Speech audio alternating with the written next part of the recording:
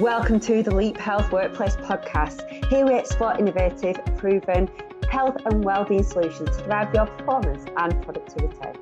Leap Health empowers individuals and organisations to prioritise their health and wellbeing as a catalyst to performance and productivity. We do this by providing workplace health and wellbeing performance workshops and also the Leap 360 one-to-one leadership coaching to drive health, wellbeing and performance, powered by the Game Changer Index Energy for Impact profiling tool. And we offer bespoke corporate programs to ignite proactivity in ownership at all levels of health and wellbeing as a catalyst to performance and productivity.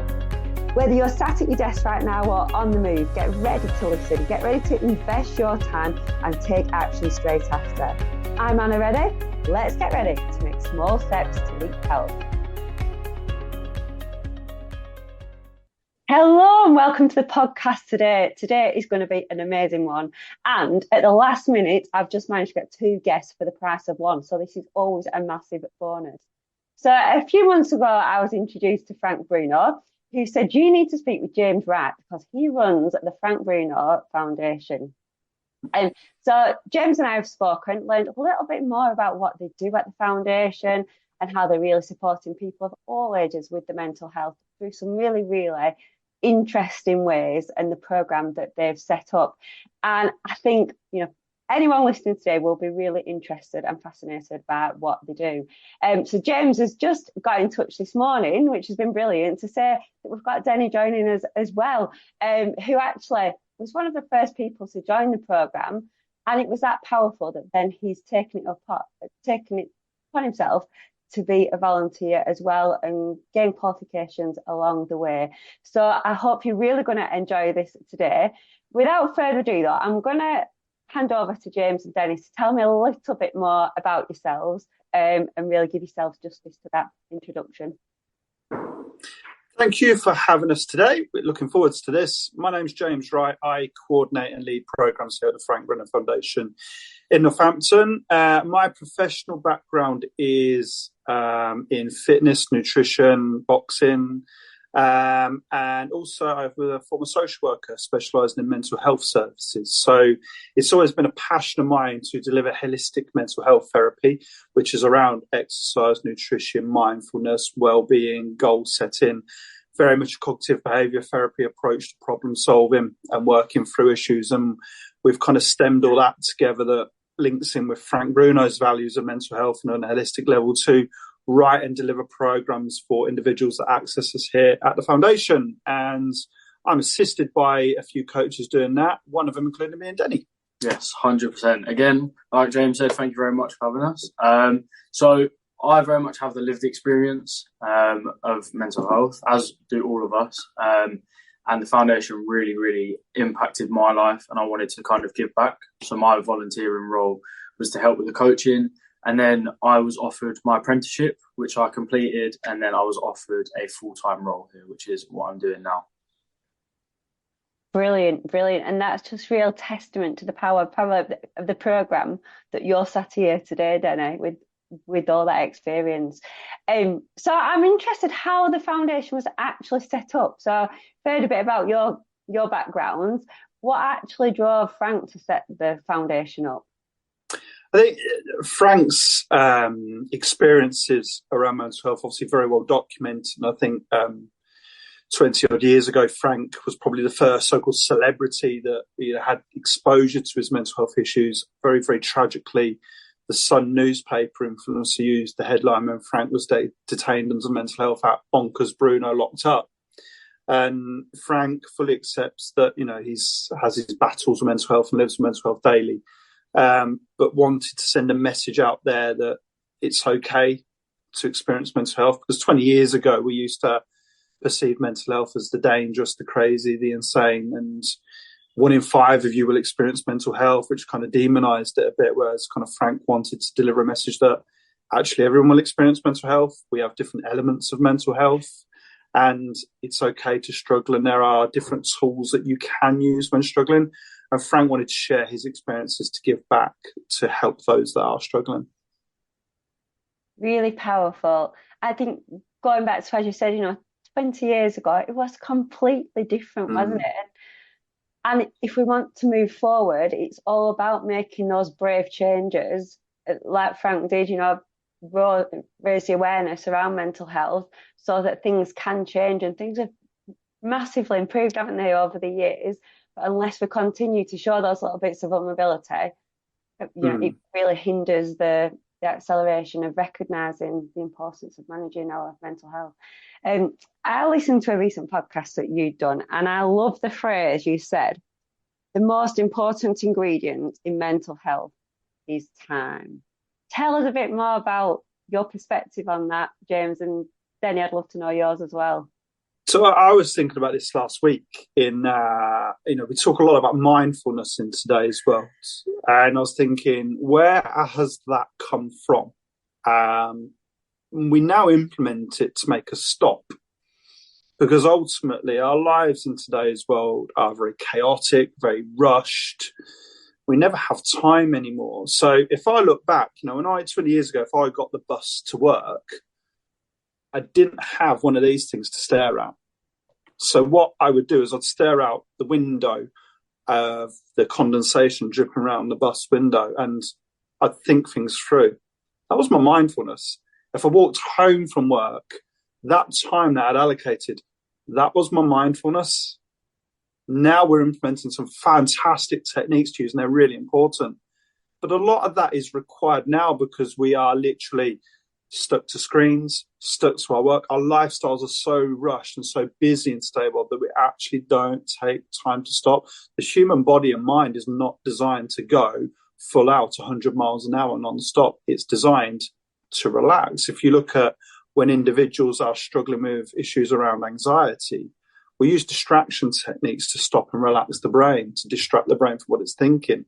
And today's rush world, the way our society is, often contradicts that. So the value of prioritizing time for ourselves, for our well-being, for doing the most simple things that we need to do in our lives, for me, makes it one of the most simple ingredients.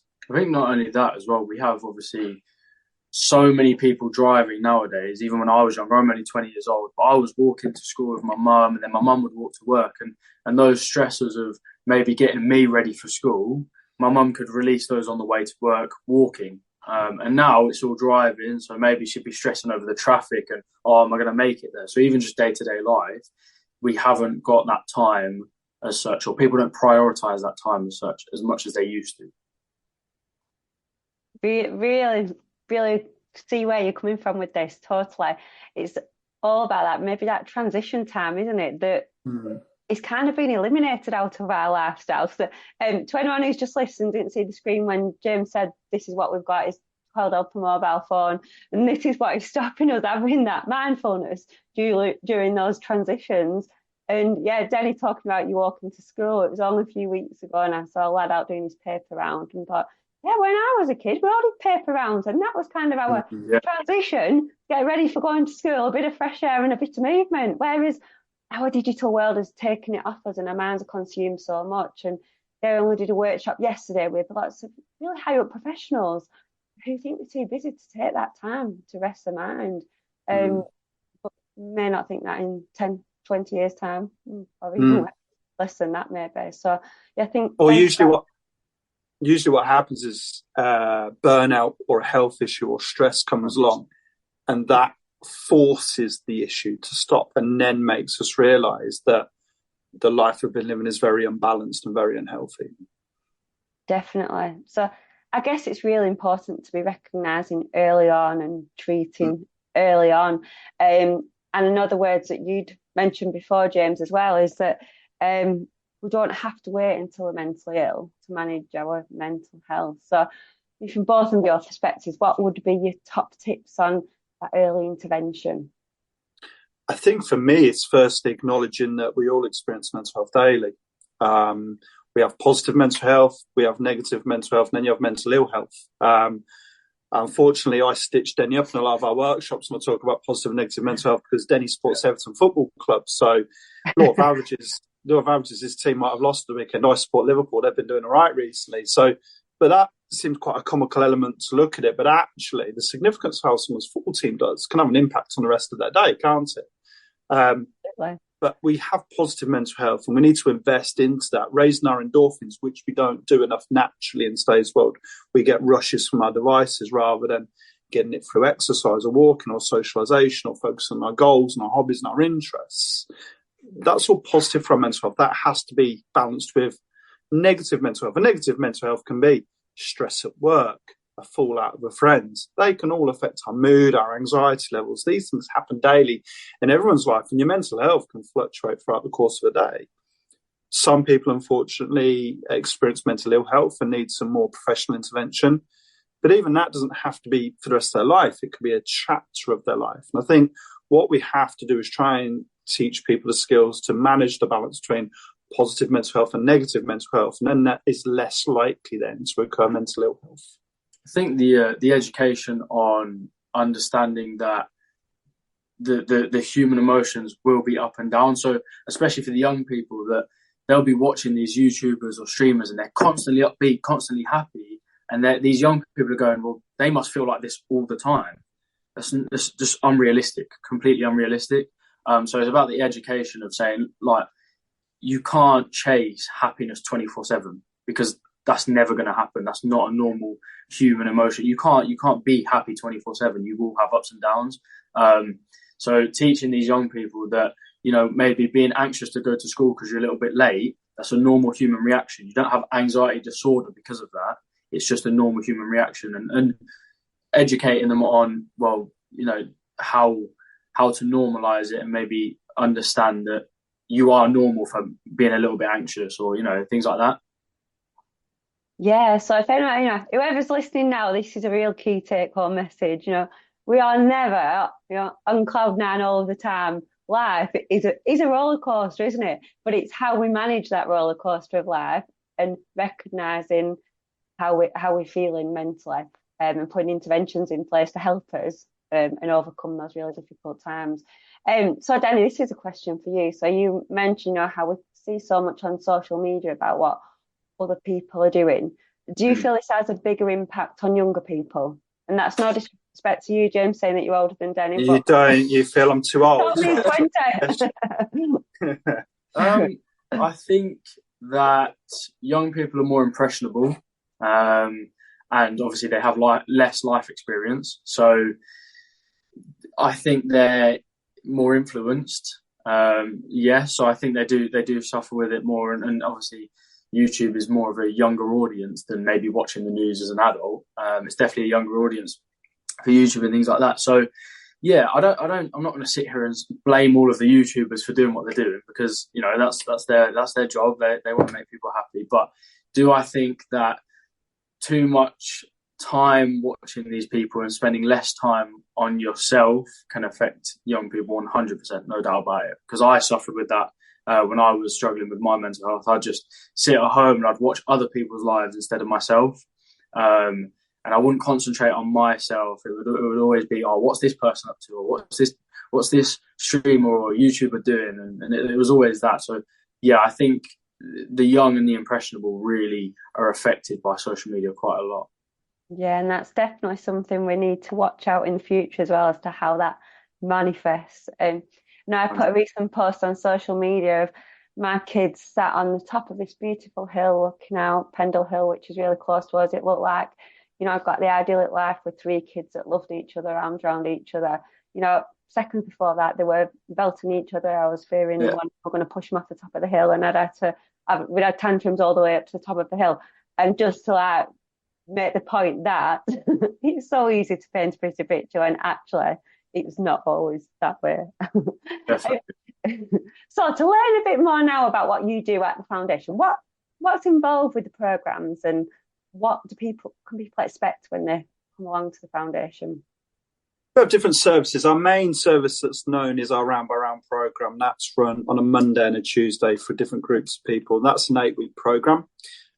People get here generally kind of 9:30ish in the morning for some breakfast, a cuppa, and then we do non-contact boxing and exercise in the morning. Non-contact being guys don't spar, don't end up fighting each other. It's using boxing skills and exercise skills to get stress out, heart rates up, learn a new skill. Exercise is a great way to simmer anxiety. We have myself here, and we have a psychiatric nurse based in the team as well on those days, that if anybody's had a tough weekend or got some challenges, they can then have some set time with that staff member to talk through what's going on. We provide lunch here. And then in the afternoons, we do different workshops, with the aim being at the end of the 8 weeks, individuals have got more tools to help support them with their mental health in life. And those workshops stem around understanding mental health, how to manage anxiety, nutrition, mindfulness, goal setting. And one of my favourite ones is actually, we're all aware of physical first aid kits, but none of us have our own individual mental health first aid kit. So what we help individuals do is create their own unique mental health first aid kit that identifies their stressors, their triggers, and how they can learn from that to then set new coping mechanisms all the way through to then deliver for their own well-being moving forwards. At the end of the 8 weeks, we don't shut the door on individuals. They're more than welcome to come in on Friday mornings for our drop-in services. So we might not see somebody for 3 months, but they might come in on a Friday morning to use the gym, see a member of staff, check in with friends here as well.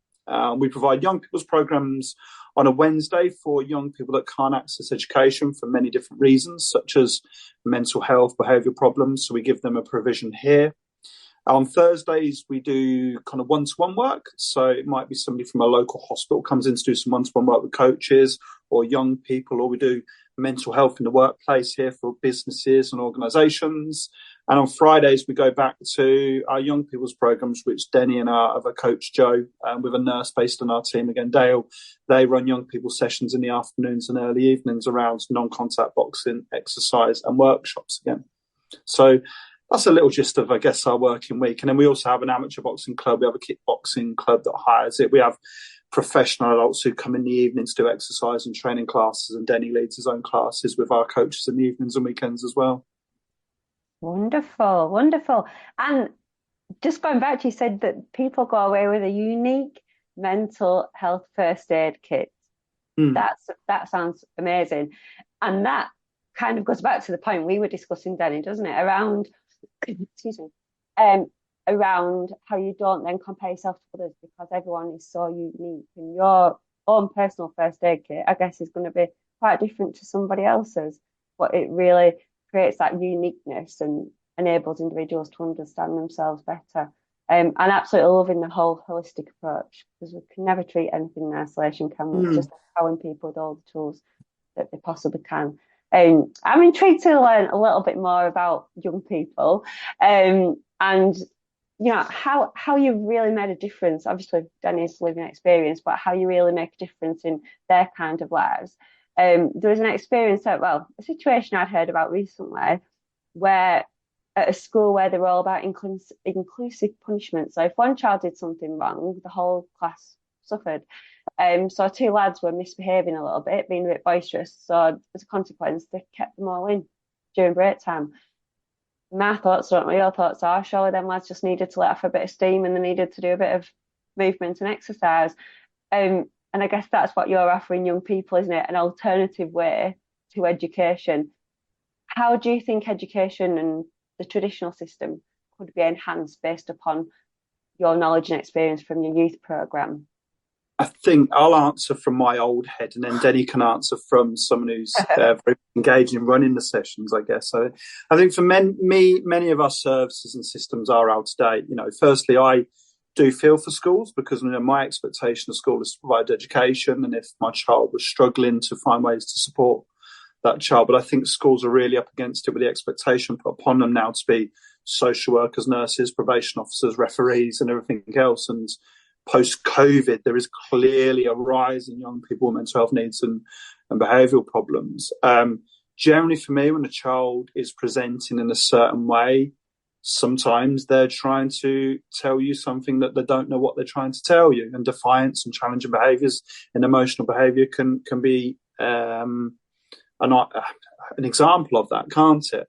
Sometimes children can just be children, and we have to also understand that as well. I think children, I believe we have a crisis with our nutrition and physical health for young people in the UK. You know, type 2 diabetes is only getting higher and higher and higher. And I think one of the concerning elements for me that I'm seeing recently is the rise in the online gaming, where, you know, I grew up on video games. I love video games, but I wasn't gaming for 16 hours until the early hours of the morning. And the way games have changed now concern me that, we see young men at the age of 13 who have an identity on a game as being a 7-foot strapping Viking. And they're almost getting everything they need from their life through this video game now, with a network and a community and identity.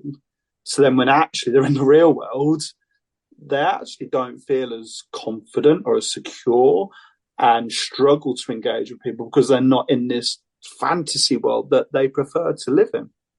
And I think elements like this and then the unbalance of that is becoming a significant problem for us. Deni runs our programs on a Friday night, so probably sees more than I do. Yeah, I think with the schools situation, I agree with James. I think they're in a really, really tough position right now, especially when you've got 25 plus students in that classroom, in each class. I think the difference between somewhere like here and a school is we have a lot more individual time with the young people. We have the time and the availability to be able to go around and actually build connections with these young people and act as if we care, because we do. And unfortunately, schools don't have that time, and they don't have the option to go and work on individual students as much as they would like to. So I think that with schools, could they be better at what they do? Yes. But do I think they're in a really hard place at the moment? Yeah, 100%. So it's just about, I think, the fact that we give these young people more connection and more time. Yeah, and that's a really, really fair representation, isn't it, of schools? And yeah, I myself put my hands up. I couldn't be a teacher. So they have got their work cut out, definitely. But yeah, the two components that you really hit the nail on the head with was that connection and time, which is such a powerful thing. And often in our busy world, one which we really can't utilise on any of the guidance, which is right at the beginning, isn't it? Right at the beginning of any disease and prevention management guidance is always those lifestyle interventions and really understanding somebody. And that's where we struggle with time. Yeah, if you look at schools from 100 years ago and schools today, they're still very similar. But if you look at something like a car from 100 years ago compared to today, they're completely different. And so that development of a school hasn't really been prioritized, if you like. So yeah, I think it's really important. I think it's something that us as a country, we need to really push. Yeah. And that's all about empowering young people, isn't it, to have that confidence to make a change as well. As adults, we try and drive that change more, but it's, the work that you're doing is incredible because you're empowering young people to have that confidence to make a change. I think also with young people, it's the education around mental health. And I think young people are very confused now in that we need to be teaching young people how to regulate and understand their emotions more. So, every day myself and Deni will have a young person say, I feel anxious, so I must be mentally ill. Or they've diagnosed themselves with PTSD because they watched a TikTok video about it. And we've got to kind of differentiate young people. No, you're not either not mentally or mentally ill. Actually, you can have emotions. You're developing from a child into an adult. Your body's changing. Your mind is changing. You're developing your own persona. These will affect your emotions, and actually that's part of your development and your growth, and you need support with that rather than that feeling of I must be mentally ill. Yeah. And often it's that information bias, isn't it, where if you're searching for something, maybe they've seen a TikTok about anxiety, something, you then search for more of that information to confirm your beliefs, which then make it harder to challenge them. And then you most recently put a post on LinkedIn, which I just thought was such a powerful photo of a chap, just describe it to anyone that's listening, but a chap whose face is smiling and inside his head is a little child curled up, crumbling. And I just think this must be so many people at so many times.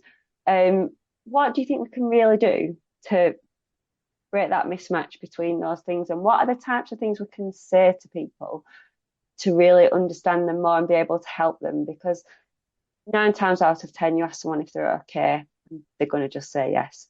I've got What an answer. can we do to dig a little bit deeper? I think to start off with, obviously, there's going to be so many different answers and so many different ways to help.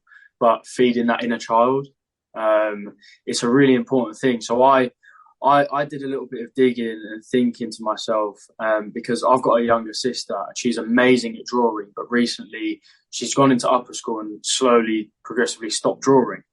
And to me, that was that I looked at it and I thought, that's really sad because she has a lot of potential. And I think if you look at the again, I'm not trying to just blame schools, but if you look at the school system, you go from nursery to primary school, and in those two there, you're doing a lot of creative things, you're building things with Lego, you might be drawing, things like that, and then suddenly you're pushed into an upper school where they want you to write paragraphs and things like that, and now they're trying to kill off that creative side, and I think it's really about bringing out that inner child and not taking life too seriously, if that makes sense. So do things that might bring you back to when you were younger, and you might enjoy it. Might make you look a little bit silly, but do it anyway. Yeah, another great take-home message there. Just do the things that you enjoy and make you feel young as well. And often, when you get to an adult, you kind of disconnect from getting involved with the kids with things like that. When actually, if you get on their level and really get present with what they're doing, you can get so much out of it as well. And so, thank you, Deni. I think it was from an adult perspective as well. I shared this in a workshop yesterday. We need to learn how to communicate as humans again. 100%. I'll pick up again for the viewers. Was a picture on my phone. How can I communicate now? I can send a WhatsApp message, and I'm going to wait until I see 2 blue ticks until the person's read the message, and then wait for them to reply. Well, I know they've read the message, but I haven't replied. I can then get a message on LinkedIn, Instagram, Facebook. So I haven't got Snapchat, TikTok, all of them, right? Then got emails. You've got multiple email accounts. But actually, that's not healthy communication.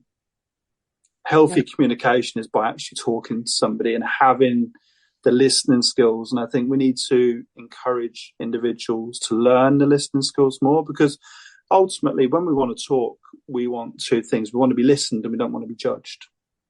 And, we were talking yesterday that obviously there's a huge drain in our services. I think, where we are, it could be up to 18 months to get any form of talking therapy now. And I think you only get 5 or 6 sessions then through the NHS. But actually, if there's a society and as friends and families and loved ones, we all invested a bit of time to prioritise time to listen and spend time with others and communicate and talk in a non-judgmental listening way, people would have less a chance of falling into crisis, and then the need for services would be less as well.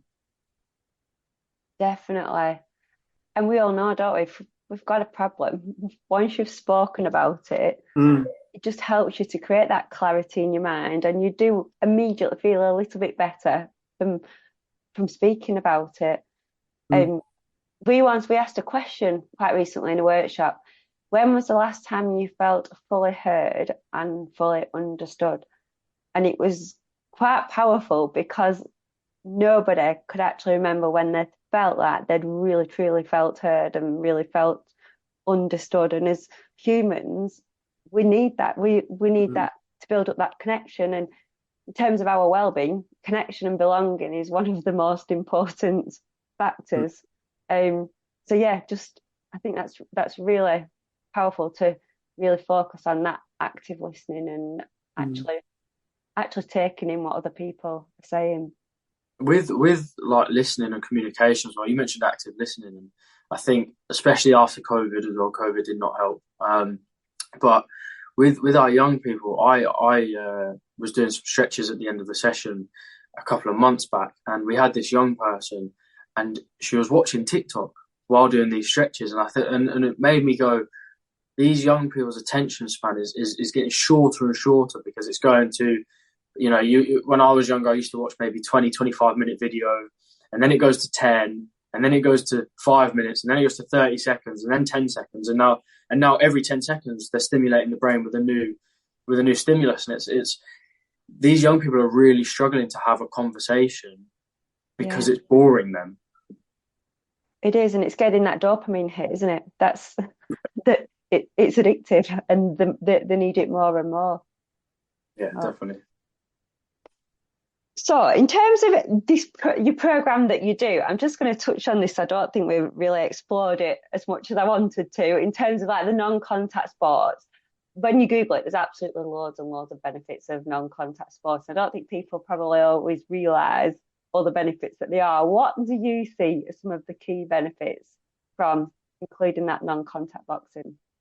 I think first and foremost, again, we're living in a world now where stuff is delivered to our house. We drive everywhere. So, I always joke the hardest sport I've ever done in my life was with my mum walking to the supermarket and having to carry the bags home of shopping a mile with 2 bags in each arm. My mum was like world's strongest woman carrying it back. We were out, we walked to school, we walked to the supermarket. I'd walk a mile just to knock on my mate's door to see if he was in. And actually, as humans, we are designed to be active. And I assessed somebody yesterday that works from home and they take less than 500 steps between the hours of 9 and 5 in the day. That's only going to create more anxiety. It's only going to create more overthinking. It's only going to create more stress. We're not releasing the stress in a natural way of raising our endorphins. Also, as humans, we're quite tribal. So, when people come into the gym, how's your day been? How are you doing? Did you watch the football match last night? Do you watch EastEnders? People respond well to that. It distracts the brain from stresses that are coming through the door. People are learning a new skill. A boxing gym is quite a unique environment in life in that you can have somebody's come out of prison hitting a punch bag next to a police officer who stood next to a businessman who stood next to someone who's been homeless. And all the egos, all the issues, all the agendas are just left the door and people are in one room for one collective goal together. And that's quite a powerful tool. That's amazing. There's not many places, is there, where everyone can leave their egos behind and just all be on a level playing field, really. Yeah.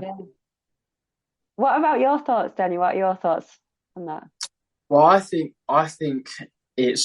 I look at it from a point of view of seeing people coming in the morning, shoulders up, looking down, really timid, anxious, to comparing it to when they leave. And that to me is one of the most powerful things that I see from day to day during my job. Like, we'll have people coming in and they'll respond with a yes or no, and that's it, because of how anxious they are. They get in the gym, we'll do a workshop, they'll eat something nutritious, and it's like they're a whole different person. And it's a real rewarding factor for us, but also for them, because it's now seen as an achievable goal, if that makes sense, because they haven't seen this them, if you like. They haven't seen this type of person for a very long time. So, yeah, when they come in all anxious and then they leave with a beaming smile on their face, it's that feel-good factor of, you know what, I've done something good today, I've done something practical, I'm helping myself. And then they see the light at the end of the tunnel, they see the goals, and they see, you know what, I can do this. And it's about lighting that fire back in them.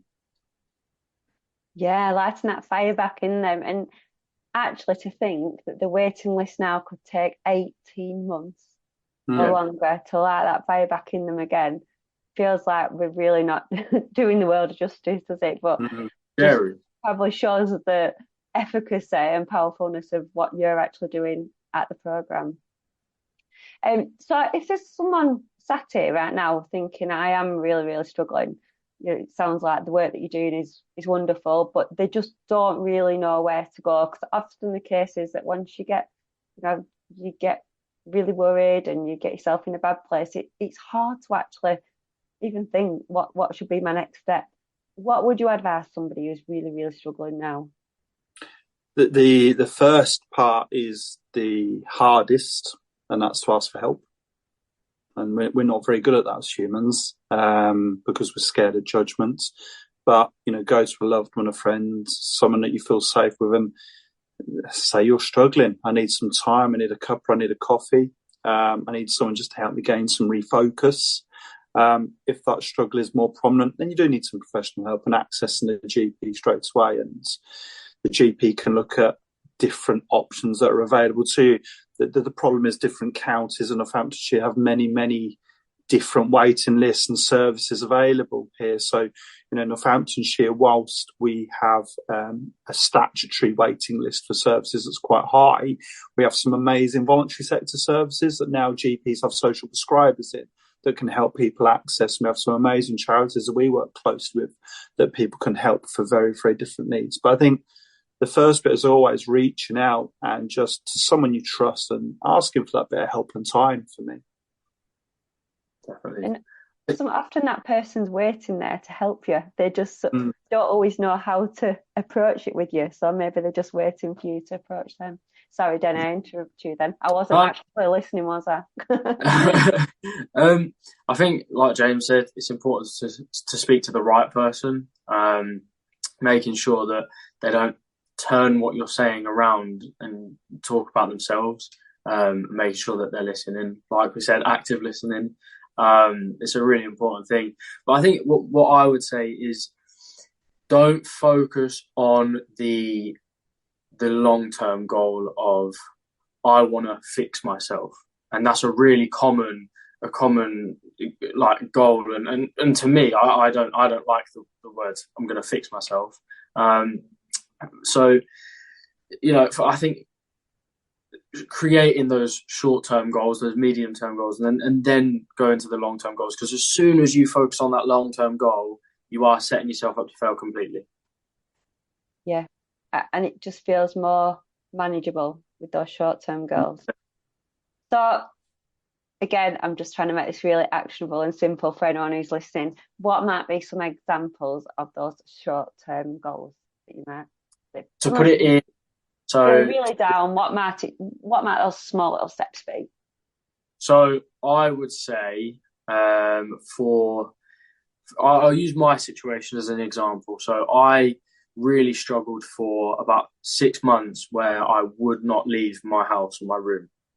And so when I did eventually, I just went, oh, you know what? I'm going to do it. So I left my house, and my body's first reaction was to go, whoa, what is this? I haven't experienced this in a very long time. So I started getting like pinpricks all over my body. So imagine like loads and loads of little pins all over my body.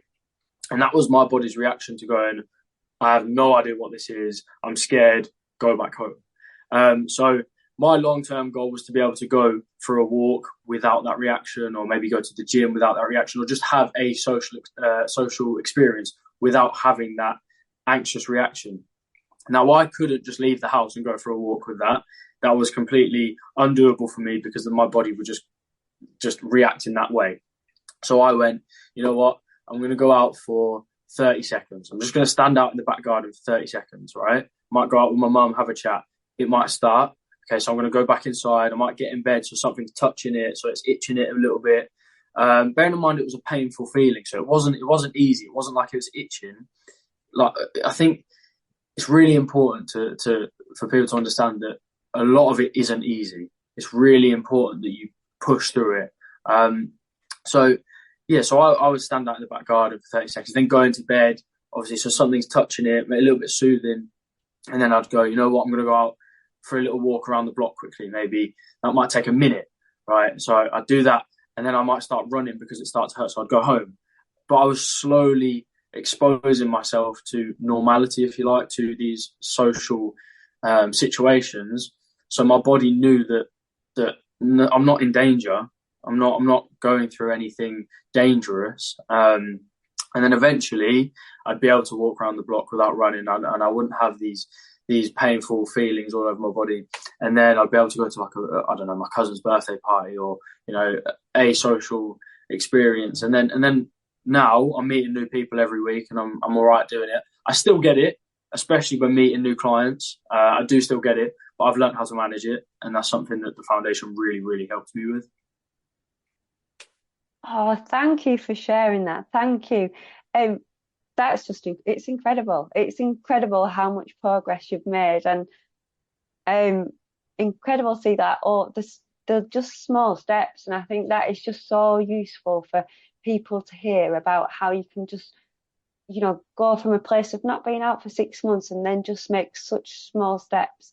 And if someone had have told you, 3 years ago, whenever it was, you're gonna be telling other people what to do. Yeah, 3 definitely. years down the line. That might have felt a bit overwhelming for you, I guess, and a bit, you might have been like, no way. And look at the progress you've made now. It is inspiring and motivation. So anyone who's listening now, capture that story and apply it to your own life, because that is just, gold dust is that. It is absolute gold dust. And it's important to link it back to what James was saying about time. It's not a quick fix. It took a long time. So it took a long time for me to be able to take these and lead these boxing sessions. Like, I don't know, 2 years ago, I would never have done that. That's something that wouldn't have been in my wildest dreams. And now, I'm leading these sessions. So it's really important to not rush it, take your time with it, relax, and don't put that time limit on it. Just go with the flow, if that makes sense. Yeah.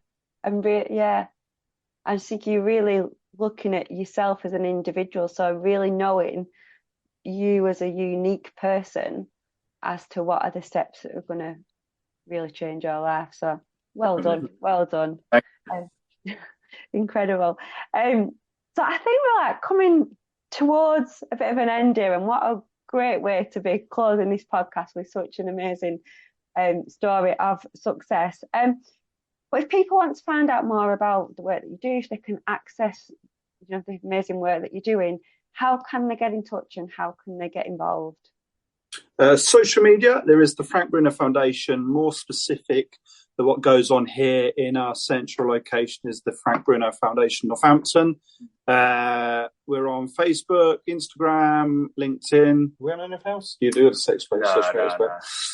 Just those three. The Frank Bruno Foundation.co.uk website is also there as well for people to see.